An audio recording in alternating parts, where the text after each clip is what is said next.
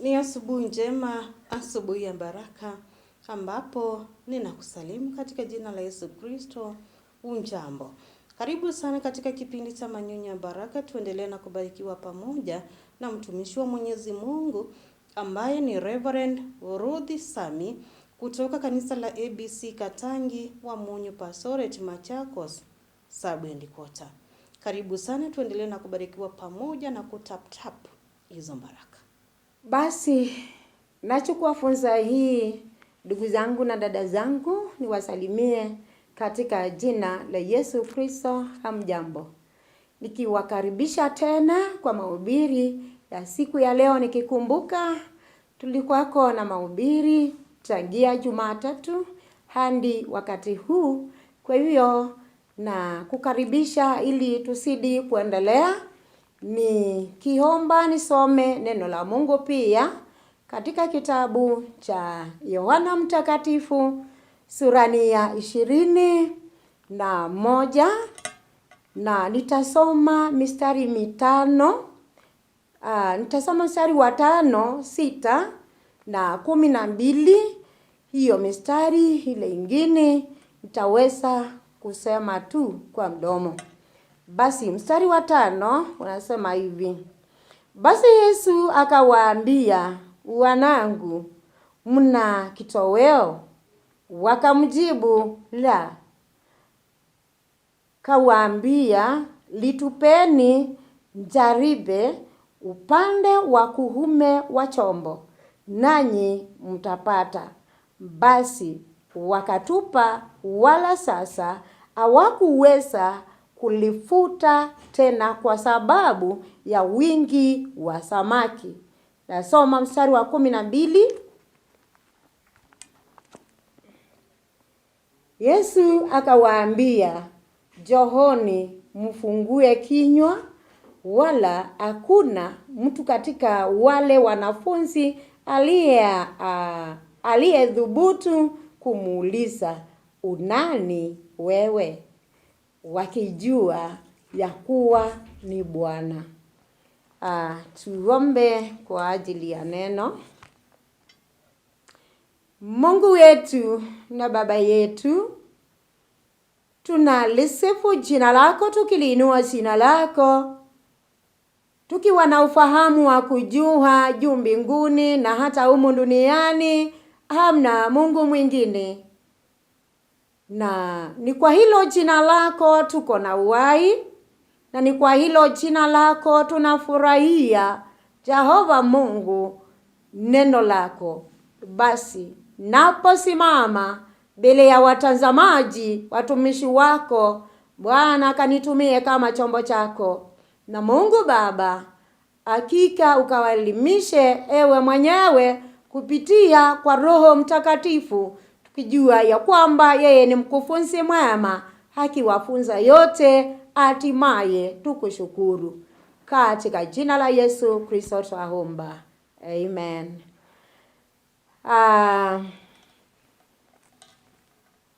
Nakumbuka jana tuliweza kuongelelea hii sura ya 21, tukaongea kuanzia mstari wa 1 hadi wa 4. Ninakuomba tutoe lengo ingine pale hapo tu, lengo ambayo inaonyesha upendo na huruma wa Yesu kwetu. Upendo na huruma wa Yesu kwetu. Hivyo ni kumaanisha ya kwamba Yesu ni mwenye upendo, na vile vile huyu Yesu anatuhurumia. Tunapotazama kama vile tumeweza kusoma Biblia, kuna mstari umetuliza wa 5, Yesu akiwauliza, manake ni wakati ule waliacha ile kasi, wakasema wanaenda kuvua samaki. Alitokea kwao na akawauliza, watoto, mna chakula ama mna kitoweo? Wakasema la. Na kumbuka Biblia ilituambia usiku kucha hawakupata chochote. Na hapo ndio Yesu anatokea akiwauliza, huyu mwenye upendo anayetupenda hata ikiwa tu dhambini, angali anakuja tu mahali pale anatuita ndiposa tuweze kutoka katika dhambi. Basi akawauliza, na ni ishara ya kuonyesha upendo, mna kitoweo? Basi waliposema la, Biblia inasema aliwaelekeza watafanya nini. Mwenye huruma Yesu, hata ikiwa waliacha yale aliwaambia, aliwahurumia na akawaambia, chukueni jaribe mlitupe katika mkono wa kulia wa chombo. Wakatupa mahali pale. Biblia inasema hawakuweza kulifuta, kwani samaki walikuwa wengi. Kwani unaweza jiuliza, usiku wote walikuwa kwa the same bahari na hawakupata kitu. Wakati Yesu alitokezea akawaambia, tupeni hapa, hakika wakatupa na samaki wakawa wengi. Hiyo ina funzo kubwa kwetu, kana kwamba mahali popote Yesu uendapo kuna baraka. Mahali ambapo Yesu utembeapo, hakika kuna uwezekana yale ambayo hayawezekani. Bwana Yesu asifiwe.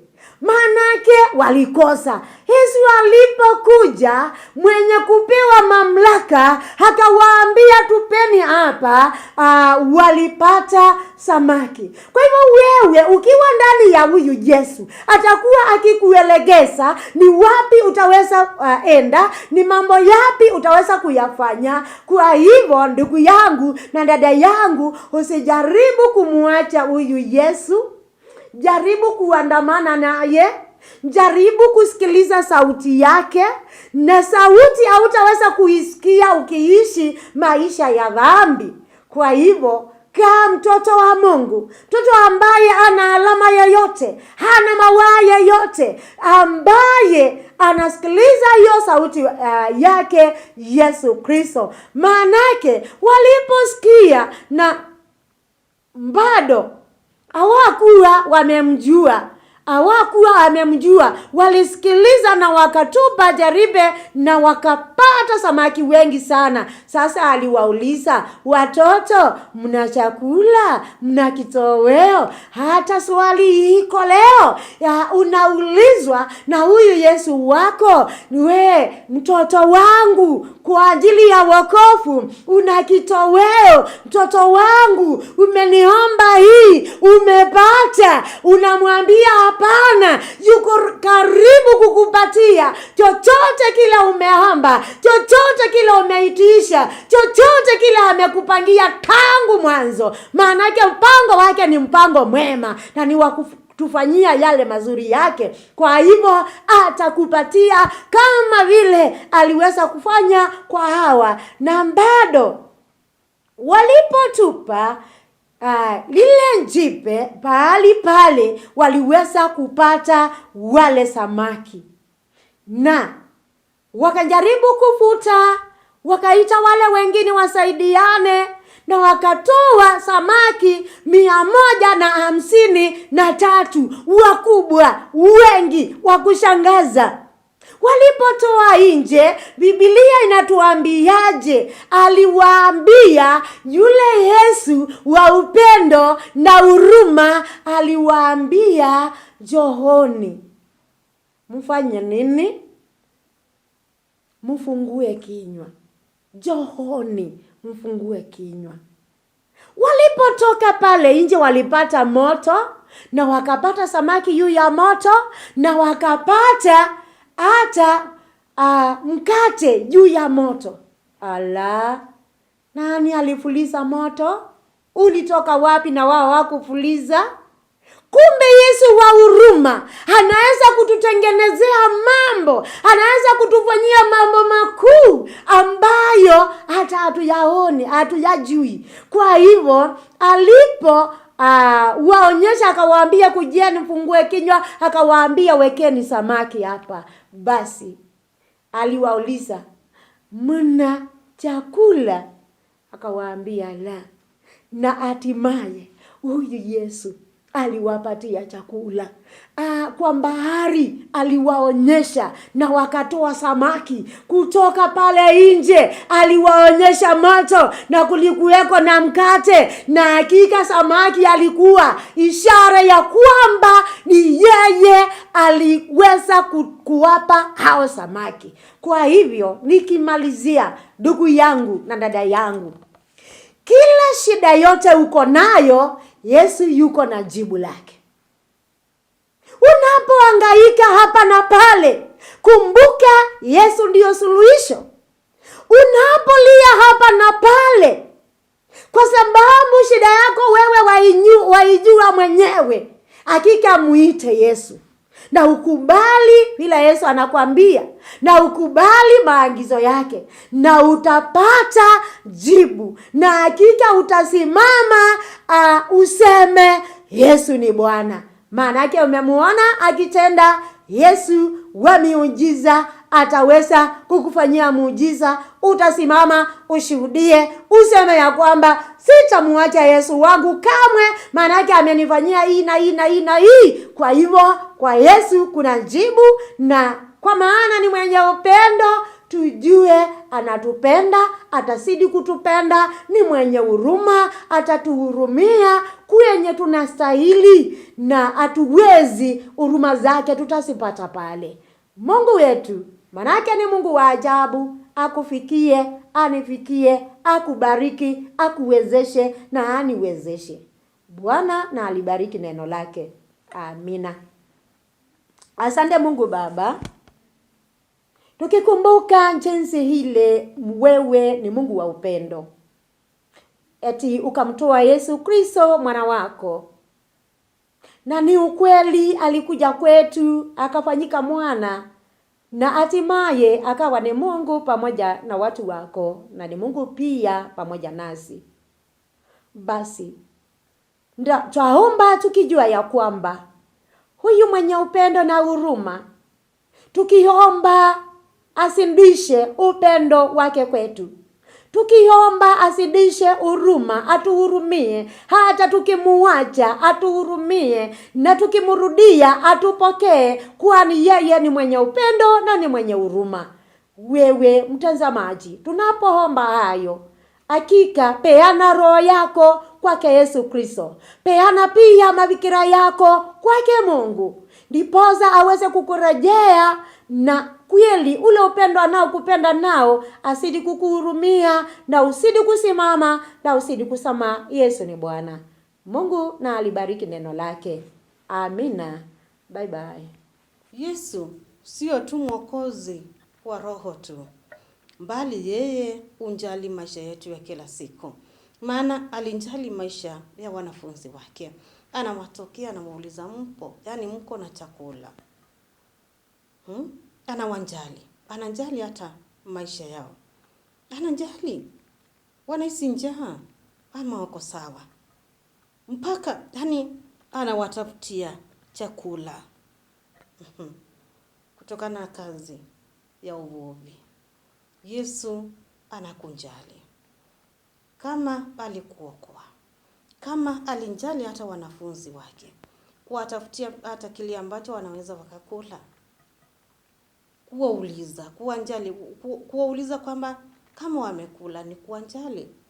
Pia nasi anatujali. Alituokoa na pia anatujali katika maisha yetu ya kila siku.